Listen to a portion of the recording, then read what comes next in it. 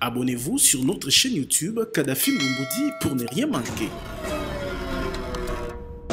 L'attitude de la communauté internationale, parce qu'aujourd'hui, il est clairement identifié que la République démocratique du Congo fait l'objet d'une agression. La République démocratique du Congo est occupée illégalement dans sa partie est par les forces négatives soutenues par les pays frontaliers de la RDC, notamment le Rwanda, l'Ouganda, mais aucune sanction, aucune position claire de la communauté internationale.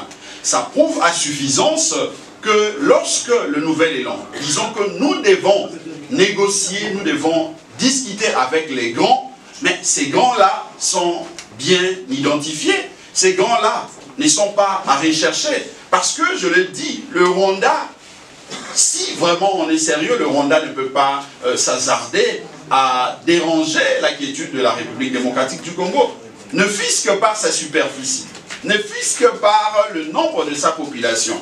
Mais ça montre que le Rwanda a derrière lui de pays ou de multinationales qui ont une finalité de s'attaquer ou de chercher justement à piller les richesses de la République démocratique du Congo. Et pour ce faire, ils doivent passer notamment par le Rwanda, l'Ouganda, pour assoupir leur appétit, leur intention de piller nos richesses, d'occuper notre sol, d'occuper le sol congolais. Donc c'est très clair, nous n'allons pas citer le pays ici, le nom de ces pays ici, mais la communauté internationale, vous connaissez qui se réclament être puissants au niveau de la communauté internationale, et ce sont ces États-là qui soutiennent clairement la position justement de l'Ouganda et du Rwanda.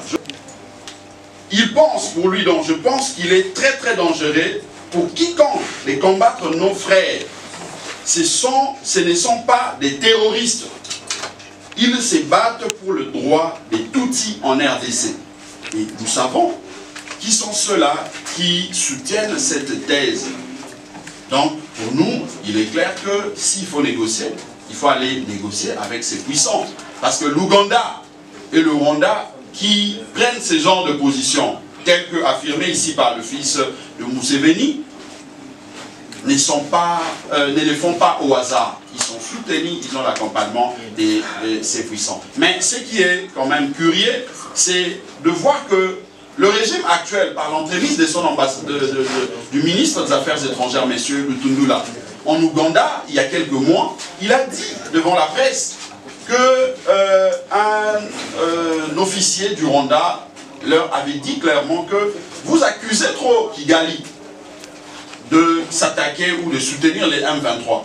Mais l'Ouganda qui est là, qui soutient les M23, et ces pays, l'Ouganda n'est pas cité, n'est pas dérangé, alors que si vous voyez aujourd'hui même l'occupation de Bunagana, cette cité de Bunagana, c'est justement en face de l'Ouganda. Mais pourquoi vous ne vous acharnez qu'au Rwanda alors que l'Ouganda montre aussi son accompagnement à ces forces négatives? Donc c'est cette attitude, le fait pour le régime actuel, de reconnaître cela, d'entendre les témoignages, mais il continue à rester non seulement dans l'EAC, mais continue à garder de bonnes relations avec l'Ouganda. Ça veut dire qu'il y a quelque chose qui ne va pas. D'où la nécessité pour nous, comme citoyens, comme fils de ces pays, de monter au créneau de manière à pousser ces régimes à dénoncer cette attitude de l'Ouganda qui ne nous aide pas aussi.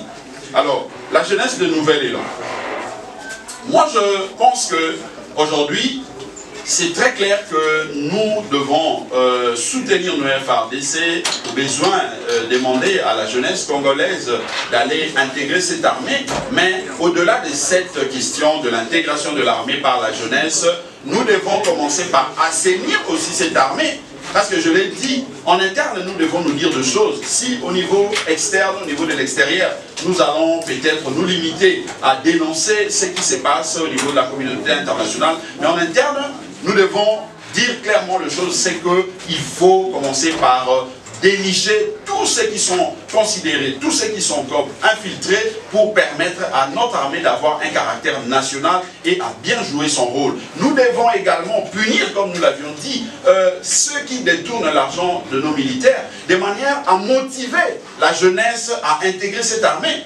Si vous détournez l'argent de militaires, si vous ne permettez pas aux militaires de vivre aisément leur vie, comment voulez-vous voir une forte mobilisation autour des FARDC ou par rapport à cette question d'adhésion? Il est vrai que nous avions vu dans les images un peu partout qu'il y a eu quelques jeunes qui ont intégré l'armée. C'est que nous encourageons, mais nous disons qu'il faut mieux faire de soutenir ces jeunes, soutenir ceux qui sont au front actuellement en disponibilisant une enveloppe conséquente, telle que nous l'avions dit, de 1 milliard de dollars, mais aussi punir ceux qui détournent cet argent, parce qu'il ne faudrait pas qu'on nous parle de 1 milliard, mais lorsqu'il faut payer ces militaires, lorsqu'il faut acheter les munitions, on se rend compte qu'il n'y a que 30% ou 40% qui servent justement à cet objectif. Donc ça, c'est les prix justement pour nous, de manière avant de soutenir cette démarche. Après cette proposition de faire la guerre, qui d'ailleurs a été rejeté par plus d'un, on a été, le leader de Nouvel Élan a été vilipendé, vous le savez, même par ses pairs de la Mouka. Mais aujourd'hui, je crois que c'est tout le pays, c'est tous les Congolais qui soutiennent cette démarche de la guerre, ce qui est une bonne chose parce que nous devons sauver notre pays. Nous avions parlé de la construction du MIR, ça, vous l'avez aussi suivi. Il y a une tribune qui développe toute cette idée de la construction du MIR. Nous avions parlé de l'accompagnement de militaires, l'enveloppe de 1 milliard de dollars. On a vu qu'aujourd'hui, le régime s'est servi de cette idée, ce qui est aussi une bonne chose. Et après, nous avions présenté, signé les 10 recommandations de Nouvel Élan. Et après ces 10 recommandations, le point 9, l'initiateur appelle à la mobilisation. Donc nous, c'est une suite logique, parce que d'ailleurs, il faut dire que, puisque la guerre de l'Est, ce n'est pas aujourd'hui ou demain que cette guerre va prendre fin, puisque, je l'ai dit, étant donné que nous aurons toujours nos richesses telles que nous l'avons aujourd'hui, nous aurons les mêmes frontières telles que nous l'avions décrit tout à l'heure, c'est que les pays frontaliers, nos agresseurs, nos ennemis vont continuer à nous déranger. Et par rapport à ça, nous devons continuer aussi à mobiliser notre peuple de manière continuelle. Nous ne devons pas nous fatiguer par rapport à ça. Donc voilà un peu, nous ne répondons pas à l'appel de qui que ce soit. Nous sommes dans la continuation de la démarche de Nouvel Élan partant de ces différentes idées développées par son initiateur, le Premier ministre Adolphe Bouzito. Alors, le retour du président Martin Fayulu et la marche. Je crois qu'il n'y a pas à polémiquer là-dessus, parce que, comme vous le savez, tous nous sommes dans la Mouka, mais la Mouka est régie par un texte que nous appelons Convention de la Mouka. Et si vous lisez la Convention de la Mouka, vous vous rendrez compte que en son article 6, le point 2 de cet article, on parle justement de la liberté et l'autonomie de chaque parti membre de la Mouka de prendre ses initiatives. Encore que ces initiatives telles que prises ici par Nouvel Élan et même par les idées ne violent pas les 4 axes fondamentaux de la charte de la Mouka ou la convention de la Mouka. Donc je répondrai en disant que c'est une très bonne chose pour nos amis de décider et de se mobiliser pour accueillir le président Martin. Ça ne dérange ni la Mouka, ni nous en tant que Nouvel Élan, parce que d'ailleurs, aujourd'hui il faut dire que la Mouka c'est une plateforme politique de résistance. Ce que nous faisons ici, ça ne viole pas justement ces principes de la résistance. Donc ils ont le droit et la liberté d'initier une activité dans ce sens-là. Le Nouvel Élan en a également le droit, et si ça a été concerté avant, ça aurait été peut-être une initiative commune, mais puisque le Présidium ne sait pas concerté en tant que tel pour prendre une telle initiative. Les partis politiques membres dans cette plateforme politique de résistance ont le droit et la liberté de prendre chacun de son côté une initiative quant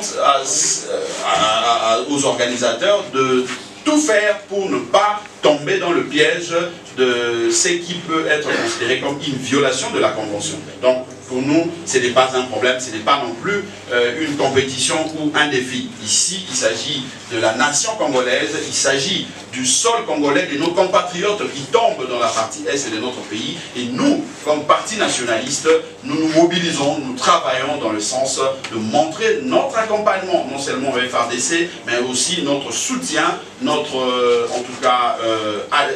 soutien, mais notre encouragement, l'encouragement du nouvel élan aux populations de la partie est de notre pays. C'est mobiliser pour défendre l'intégrité du territoire national, de se mobiliser pour montrer son accompagnement, son soutien au FARDC, mais aussi et surtout, il faut que chacun de nous, là où il se trouve, essaye de voir à l'interne les actes qu'il pose. Est-ce que ça ne contrarie pas cette option de soutenir nos FARDC? Parce que lorsque, au même moment, on lance un appel à l'unité, on lance un appel à la mobilisation et que l'on continue à prendre part aux réunions de l'EAC, alors que, je l'ai dit, ce sont ces pays-là qui continuent à nous narguer. Est-ce qu'on veut vraiment aller finir cette guerre ou on veut continuer à faire du surplace comme on l'a toujours fait depuis plus de 2 décennies? Donc c'est ça la question que nous devons nous poser. J'ai vu un communiqué signé en Angola dans lequel la RDC, l'Angola et je crois l'Ouganda ont signé. Mais est-ce c'est pour apporter la paix ou c'est juste pour continuer encore à nous miroiter, à nous distraire par rapport à ce qui se passe dans la partie est? Nous ici nous parlons comme compatriotes congolais. Les sangs qui coulent dans nos veines, c'est ces mêmes sangs qui coulent dans les veines de nos compatriotes qui vivent dans la partie est de notre pays. D'où cette fibre patriotique qui, en tout cas, bouge en nous pour nous permettre de poser ces genres d'initiatives, de poser ces genres d'actes pour nous permettre justement de libérer notre pays. Ce qu'il a vécu par rapport à cette guerre d'agression. Camarades, merci. Avant... Ce qui est l'homme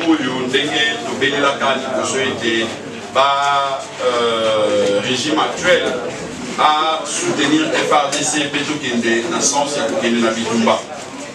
Ce qui toza ya kosepele awe ezali likambo ya kotuta tolo te ezali pe likambo ya kosepela te parce que tozali koloba ndenge tofandi awa nde autour ya makila ya bandeko na biso oyo ezali kosopa na ntongo milipoko tozali koloba nde autour ya ba frontière ya ekolo na biso oyo ba père fondateur na biso batikelaki biso uta babanda bitumba o babundaki wana pe na banza ete ezali biso te nde moto tokoya lelo kusala ete ba frontière wana ekata na biteni na biteni yango wana olie toloba ete tosepeli ya motu ya ezali ya koloba que esengeli biso bonso to prendre conscience et pas itozali ezala baye bazali na bokambi.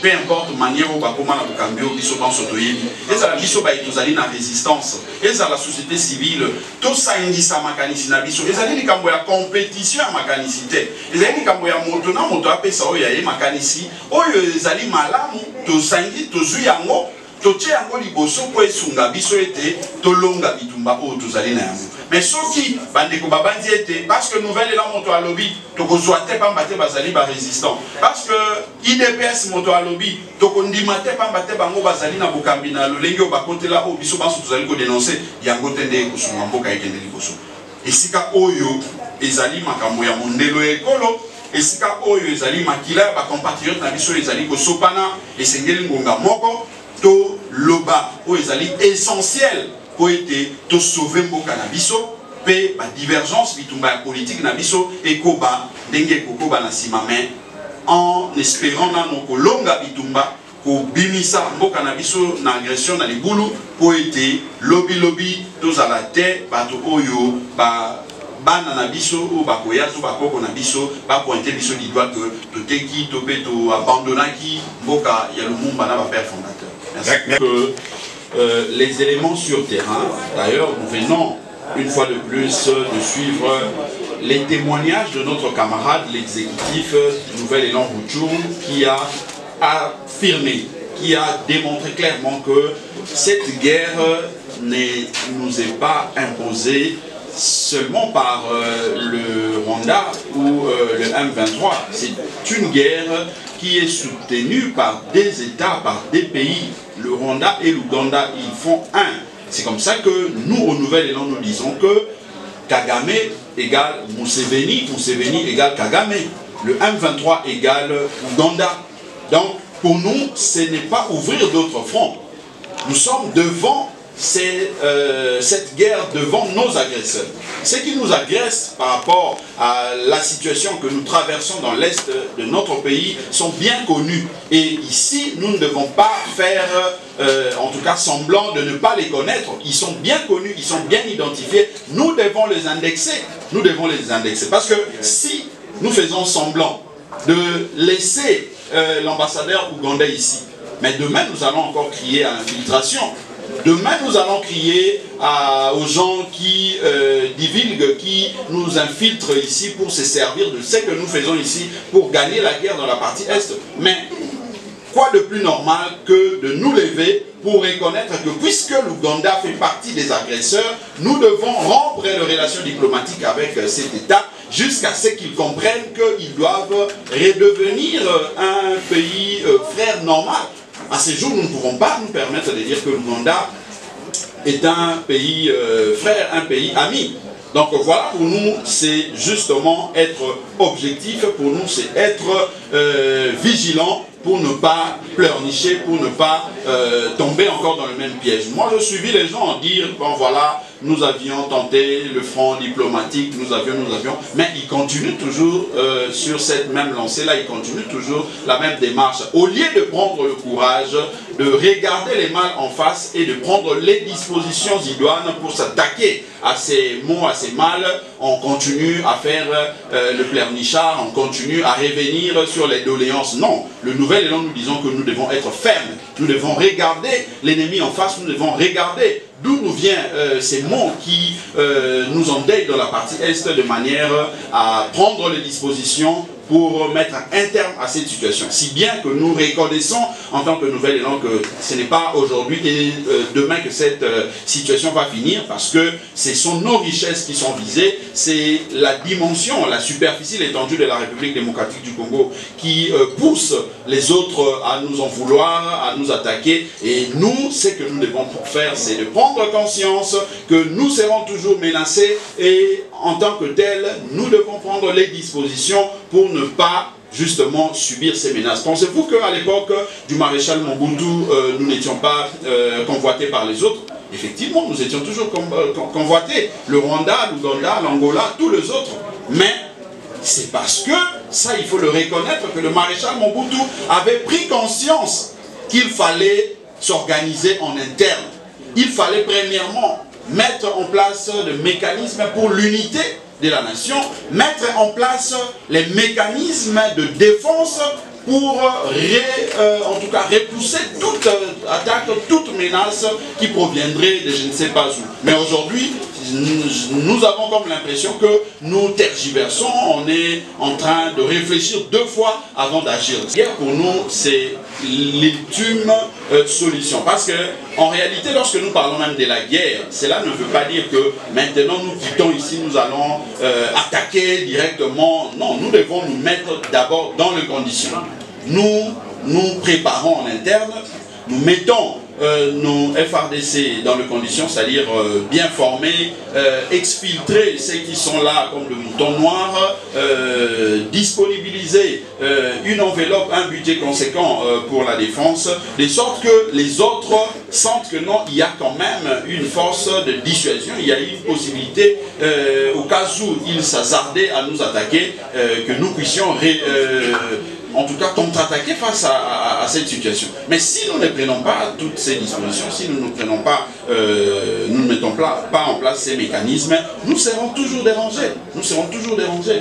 Nous devons dire des choses de manière claire. Il ne faut pas passer par le dos de la prière pour essayer de cajoler les autres. Non, ce sont nos compatriotes qui meurent, et puisqu'ils meurent, c'est parce que en face, il y a des États qui ont levé l'option de nous agresser, de nous occuper illégalement pour leurs intérêts. Mais nous, face à ça, qu'est-ce que nous faisons? Nous devons dire clairement que nous devons nous armer, nous devons nous préparer. Il ne faut pas avoir peur de je ne sais pas moi qui pour défendre l'intégrité territoriale de la République démocratique du Congo, pour défendre nos compatriotes qui meurent. Donc c'est ça l'option pour le nouvel élan. Il n'y a pas d'embargo contre la République démocratique du Congo. La République démocratique du Congo a fait l'objet justement d'une position du Conseil de sécurité qui consistait à dire que si nous voulons acheter les armes, nous devons certifier que ces armes-là vont servir à notre force, en tout cas officielle, à nos FARDC, et non aux forces négatives. Parce que la réalité, c'est quoi? C'est que très souvent, lorsque les gens ou les officiels de la République démocratique du Congo allaient acheter des armes, ces armes-là prenaient d'autres directions. Ça servait aux forces négatives, ça servait à ce qui nous déstabilise dans la partie Est. Et puisque les experts des Nations Unies étaient descendus sur terrain, ils ont enquêté, ils ont étudié la situation sur terrain, ils se sont rendus compte que ce sont les armes qui sont souvent achetées par de personnes entre guillemets officielles qui servent aux forces négatives. Voilà pourquoi on nous a demandé de certifier nos armes, de plutôt l'achat. Si nous voulons acheter ces armes, nous devons approuver, certifier que ces armes-là vont servir à nos forces loyalistes, à nos forces armées, de manière à traquer les forces négatives. Je crois que c'est ça la condition. Et il y a possibilité, si la confiance se renouvelle, on le fait sans tergiversation, sans donner l'impression que nous donnons ces armes-là aux autres, et bien ces conditions pourront être aussi levées. Donc quitte à nous de prendre les choses au sérieux et de voir comment aller de l'avant pour justement vaincre cette situation d'insécurité dans la partie est de notre pays. Alors pour finir, je reviens pour mobiliser, insister sur la mobilisation de la marche du 17 novembre prochain. Nous avions ici à Kinshasa déposé la lettre auprès de l'autorité urbaine, et dans notre lettre nous avions indiqué l'itinéraire.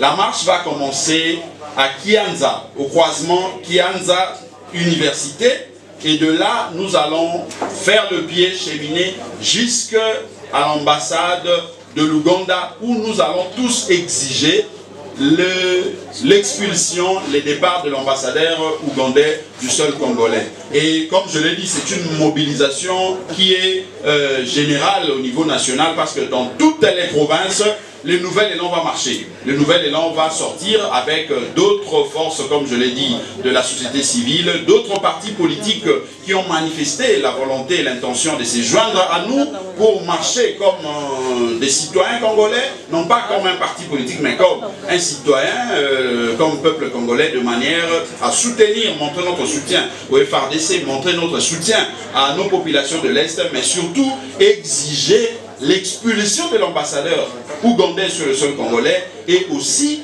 demander à ce que nous puissions quitter notamment l'organisation appelée EAC, la communauté des États de l'Afrique de l'Est, parce que nous disons que ces États ne sont pas sincères avec nous. De la même manière que la communauté internationale n'est pas sincère avec nous, c'est de la même façon que nous disons que ces États, ces organisations sous-régionales ne sont pas non plus sincères. Nous devons nous préparer seuls comme État, nous devons prendre nos responsabilités comme État, de manière à défendre non seulement nos frontières, mais aussi et surtout nos populations. Si nous ne faisons pas ça, sachez que nous avons 9 frontières avec 9 pays, nous risquerons un jour de subir la même chose dans la partie ouest, partie orientale, pourquoi pas dans d'autres parties. D'où nous devons commencer par nous mobiliser comme peuple de manière à prendre conscience de l'enjeu que représente notre État pour ne plus continuer à subir ce que nous subissons dans la partie est de notre pays. Tokosu Kisapona Koloba, marche au Bisso Nouvel Élan initié, et Zali marche sur toute l'étendue de la République démocratique du Congo. Le Lenge Moko Bisso Awa, Nouvel Élan à Kisasa, Tokotisi Mokanda, dans l'hôtel de ville, pour couper sa information selon article 26, Yamoube Koli Kontinenge Lobby, et Tokotambola, le 17 novembre 2022, pour soutenir la FRDC, pour senga, pour exiger plutôt expulser l'ambassadeur Ouganda dans Mabele Nabiso, pour exiger que l'école au Congo, tout le monde dans la communauté où il y a hypocrisie, notamment la communauté où il y a EAC, parce que la hypocrisie, il y a Biso CC, tout bima, la complicité à la communauté internationale. Yango wana tolobipe tout temps pour les soutenir pour soutenir bande ko na biso o bazali ko kufa na partie est kuna bomoni témoignage ya moninga na biso oyo akimi azali déplacer menga azali a déplacer à guerre pambate ba M23 o bazali soutenu par Ouganda na Rwanda bakoti na territoire ya Rutshuru. Yango wana tolobi tokotambola na Congo mobimba kobanda wana Kisasa na tangeli bino bamboka o nyonso tout nouvel élan azali représenter na ba siège na ye et pas o tokobima pe baninga basusu ya société civile pe ya ba parti basusu ba bengi biso pe balobi ete bakotambola elongo na biso na tangeli bino mangomba ndambo awa po ete tolakisa ete tozali peuple moko awa ezali likambo ya nouvel élan kaka te, si bien que initiative ezali initiative ya nouvel élan mais tosali yango mpona biso bon so peuple congolais totambola mpona koexige maetolobi wana pe surtout tout ça a été des recommandations au moins en Boka Adolphe Muzito a publié qui le 30 octobre 2022 et ça l'a appliqué pour être to Silisa Bitumba Oyo Rwanda na Uganda bazali ko imposer biso na partie est ya école na biso. Merci mille. Merci beaucoup. Abonnez-vous sur notre chaîne YouTube Kadhafi Moumoudi pour ne rien manquer.